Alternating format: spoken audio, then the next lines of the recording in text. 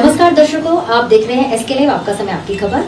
आजकल हम सभी अध्यात्म से दूर होते जा रहे हैं।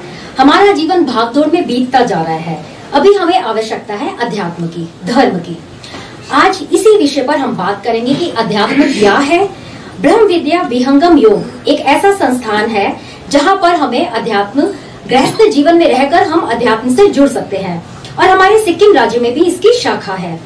तो ये ब्रह्म विद्या नित्य अनादि है और इसके आचार्य सदगुरु भी नित्य अनादि है। आज ये हमारा सौभाग्य की है कि हमारे बीच ब्रह्म विद्या संस्थान के सुपूज्य संत प्रवर श्री विज्ञान देव जी महाराज पधारे हैं। आपका बहुत बहुत स्वागत है हमारे इस चैनल में और सिक्किम राज्य में भी। तो सिक्किम राज्य में आके आपको कैसा लग रहा है? हालांकि आप बहुत बार आ चुके हैं। बड़ी प्रसन्नता का अनुभव कर रहा हूँ इस सिक्किम राज्य में आकर। प्राकृतिक छटाओं से भरपूर यह भूमि हम सबको प्रकृति के नजदीक लाती है। हाँ जी। जैसे कि ये ब्रह्म विद्या संस्थान में हमें विहंगम योग के बारे में बताते हैं, तो विहंगम योग क्या है? विहंगम योग साधना की गहराई है, अध्यात्म की ऊंचाई है।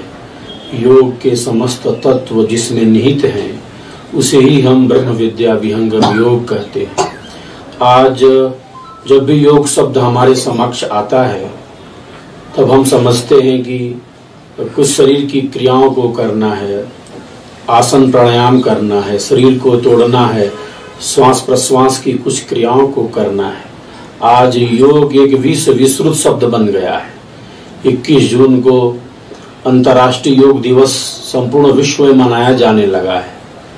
अपने आप में यह सुखद संयोग है, लेकिन हमें इस बात को अवश्य ही समझना चाहिए कि हमारे देश की योग विद्या केवल शरीर को तोड़ने मरोड़ने तक सीमित नहीं है। श्वासों की कुछ क्रियाओं को कर लेने से योग घटित नहीं होता। योग अत्यंत सूक्ष्म है, गहन से गहन है, जिसे हमारे ऋषियों ने अपनी आत्मिक साधना से स्वयं प्रकट किया है। हमारा देश ही ऋषियों का देश है। हम सबके पूर्वज ऋषि थे। वेदों में योग की इस आध्यात्मिक विद्या का स्पष्ट संकेत किया गया है।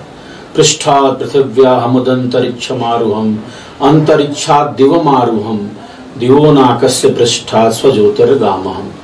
इस मंत्र में योग की 5 भूमियों का वर्णन मिलता है। किस प्रकार से एक साधक गुरु बुद्धिष्ट भूमि पर बैठकर अपने मन को एकाग्र करने का प्रयास करता है। आज मन पर नियंत्रण न होने से ही घर, परिवार, समाज, राष्ट्र, विश्व में समस्याएं दिखती हैं।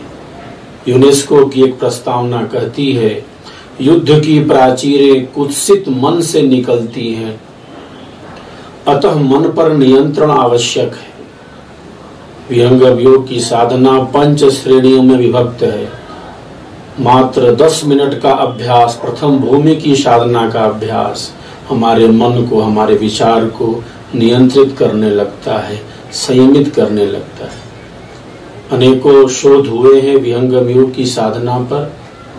प्रथम भूमि की साधना पर हुए परीक्षण से यह पता चलता है कि मस्तिष्क की अल्फा तरंगे अत्यधिक रूप से बढ़ने लगती है, अत्यधिक रूप से वृद्धि को प्राप्त होने लगती है। तो अल्फा के बढ़ने से क्या होता है? अल्फा के बढ़ने से शांतिमय सचेत अवस्था का निर्माण होता है। प्रतिदिन मात्र 10 मिनट का अभ्यास मस्तिष्क की अल्फा तरंगों को विकसित करने लगता है और ऐसी तरंगे जिनसे तनाव बढ़ जाए, चिड़चिड़ापन बढ़ जाए और निर्णय बढ़ जाए, कुत्सित विचार मन में ज्यादा आने लगे, ऐसे जो नकारात्मक चिंतन है, जो आत्म कल्याण में उपयोगी नहीं है, ऐसे जो दुरित हैं, ऐसे जो नकारात्मक चिंतन है, वह सब नष्ट होने लगते हैं। जो हमारे घर, परिवार, समाज, राष्ट्र, विश्व के लिए उपयोगी चिंतन होता है, ऐसा चिंतन एक साधक के मन मस्तिष्क में बढ़ने लगता है। वैज्ञानिकों ने बतलाया, रेस्टफुल अलर्टनेस, शांतिमय सचेत अवस्था। एक साधक केवल शांत ही नहीं है, वह शांत भी है और शांत होने के साथ साथ वह सचेत है, अलर्ट है, जागरूक है। तो इन दोनों स्थितियों का वो अनुभव कर रहा है प्रथम भूमि की साधना के अभ्यास में। तो ध्यान साधना जीवन से भागने वालों का नाम नहीं है। बहुत बार ये कहा जाता है कि ध्यान साधना उनके लिए उपयोगी है जो जीवन से अलग है। वस्तुतः जो जीवन को जीना चाहते हैं, जो जीवन को समझना चाहते हैं, ये जीवन है क्या, सत्य क्या है, जो सत्य की प्राप्ति करना चाहते हैं, उनके लिए यह मार्ग ध्यान का है, योग का है, यह मार्ग पुरुषार्थियों का है, यह मार्ग परिश्रमियों का है। तो जैसे कि गृहस्थ जीवन में रहकर भी हम विहंगम योग से जुड़ सकते हैं, तो इस पर थोड़ा सा प्रकाश डालिए। गृहस्थ आश्रम को सर्वश्रेष्ठ आश्रम कहा गया है। सभी आश्रमों की जननी है यह। हमारे ऋषियों ने धर्म, अर्थ, काम, मोक्ष की चतुसूत्री का सिद्धांत हमें दिया है। धर्म से लेकर मोक्ष की सिद्धि के लिए ये मानव जीवन मिला है, ये मानव शरीर मिला है। धर्म पूर्वक अर्थ की प्राप्ति, गृहस्थ का क्या धर्म है? धर्म पूर्वक अर्थ की प्राप्ति करे। और वेद की वाणी कहती है कि एक दो हाथों से क्या कमाते हो, सैकड़ों हाथों से कमाओ और हजारों हाथों से बांटो।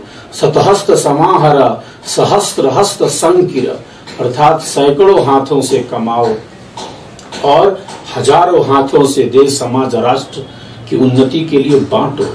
तो ये गृहस्थ जीवन से ही संभव है। इसलिए हमारे पूर्वज गृहस्थ आश्रमी थे। हम सब ऋषियों की संतानें हैं। हमारे गोत्र ही ऋषियों के नाम पर है। तो गृहस्थ आश्रम सर्वश्रेष्ठ आश्रम है। ब्रह्मचर्य, गृहस्थ, वानप्रस्थ और सन्यास, ये 4 आश्रमों का विधान हमारे ऋषियों ने किया है। तो गृहस्थ जीवन में रहकर हम अपने मन को नियंत्रित करके, हम अपने विचारों को नियंत्रित करके देश, समाज, राष्ट्र, विश्व के लिए बहुत उपयोगी हो सकते हैं। विहंगम योग में अहमियत मेडिटेशन को साधना को दी जाती है, तो इसकी क्या वजह है? ध्यान साधना हमारे पूर्वजों ने हमारे लिए प्रदान किया गया है, क्योंकि ज्ञान का जो स्रोत है वो अनुभव से प्रकट होता है, वह साधना से प्रकट होता है। ग्रंथों का हम जितना भी अध्ययन कर लें, उसका एक आधार है, उसकी एक स्थिति है, लेकिन जब तक ज्ञान साधनात्मक अनुभव से नहीं जुड़ेगा, ज्ञान की पूर्णता नहीं होगी।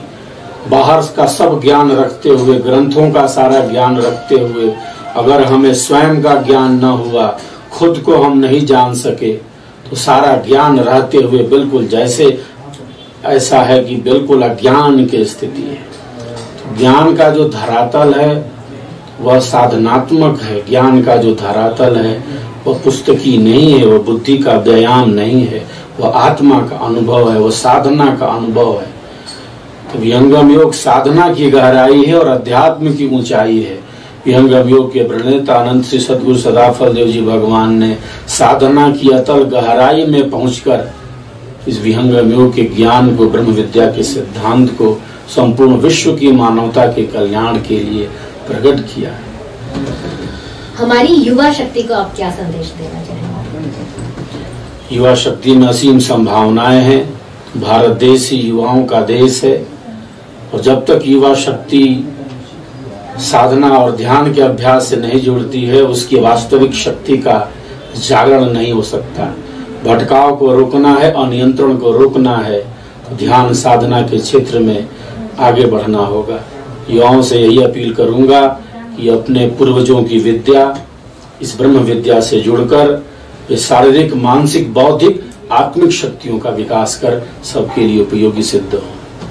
बहुत